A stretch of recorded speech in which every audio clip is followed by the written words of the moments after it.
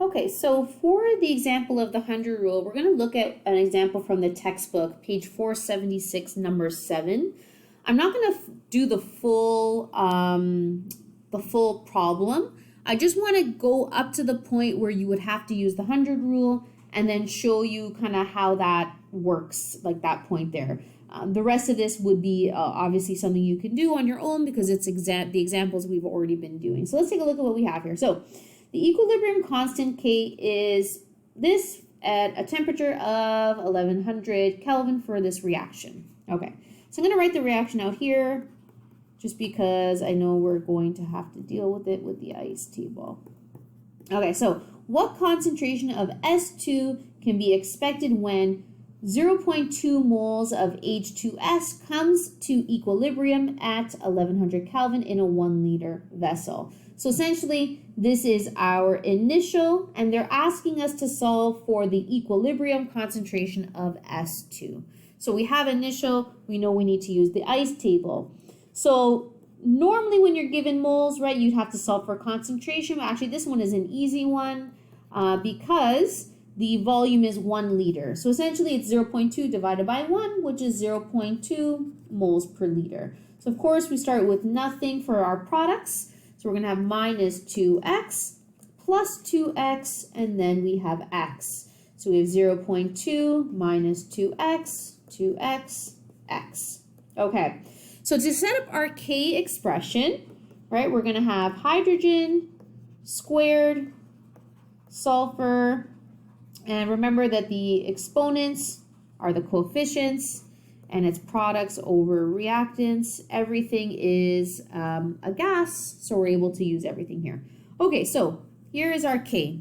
So we're going to plug in these values. So we have K is equal to, so on top we're going to have 2x squared, and then x over 0.2 minus 2x squared, right? So I'm going to continue on the next page so we can see this a little bit bigger here. But all I'm going to do is I'm just going to factor out this numerator so we can see this, and I'll plug in my K as well. Okay, so let's take a look here. So our K value was 4.20 times 10 to the negative 6, which is equal to 4x cubed over 0.20 minus 2x squared, right? Because up here I originally had 2x squared times x, which factors out to be 4x cubed.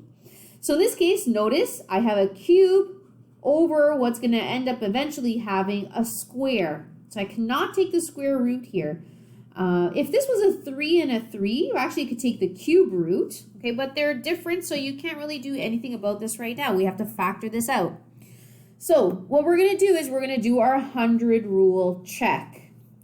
Okay, now technically you could factor this out, but I just find it easier to check the 100 rule. My advice to you is if you see you cannot take the square root, automatically check the 100 rule, okay? So remember to do that, we're going to take our initial concentration and divide it by K, or think of this as you're going to take the concentration that you're trying to subtract from, and you're going to divide it by your K value. So for us here, this is going to be 0.20 over 4.20 times 10 to the negative 6. So when you're doing this, you have to basically prove that this is more than 100. So I need to see what you're dividing out here. So this answer definitely is going to be more than 100. Let's just double check here. This is my calculator.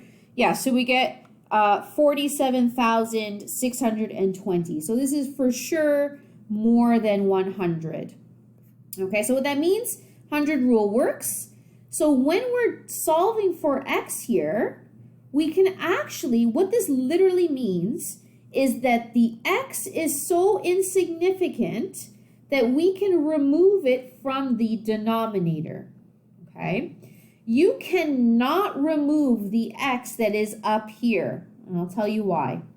So remember that products you start with nothing. So even if x is super, super small, anything is significant compared to nothing, right? Like some product is still product. Whereas if you're subtracting from a larger value, this is where you can deem that this is now insignificant, because if I have 0.2 and I'm subtracting a super small number, like 0.000005, it's going to eventually be 0.2, right? Once we look at significant digits. So you can only remove the x where you had an initial value. So if you start with nothing, you cannot get rid of the x because that x will mean something.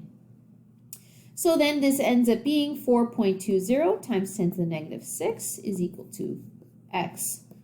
4x to the 3 over 0.2 squared. Okay, you cannot get rid of the initial there or the exponent, whatever it happens to be. What you're doing is just getting rid of the subtracted value. So it doesn't matter if this is minus x, minus 3x, minus 5x. Your x is still very tiny. So even if it's, 5x here, it's still not going to make a big impact. So from this point on, you would just continue as normal. So meaning you would, obviously cross multiplication, you would solve for x, you would then go back and plug in x here. Actually, x happens to be what your answer will be here. So once you solve for x, this is what it was. But let's say it was asking for hydrogen, you would plug it into the 2x, right? So this is really the difference here. It's where you have to kind of stop. Can I take the square root? No. Check the 100 rule. If the 100 rule does not work, well, that's when you're going to come into play with the quadratic equation, which we were talking about before. Okay, but always check the 100 rule. This is going to save you a lot of time.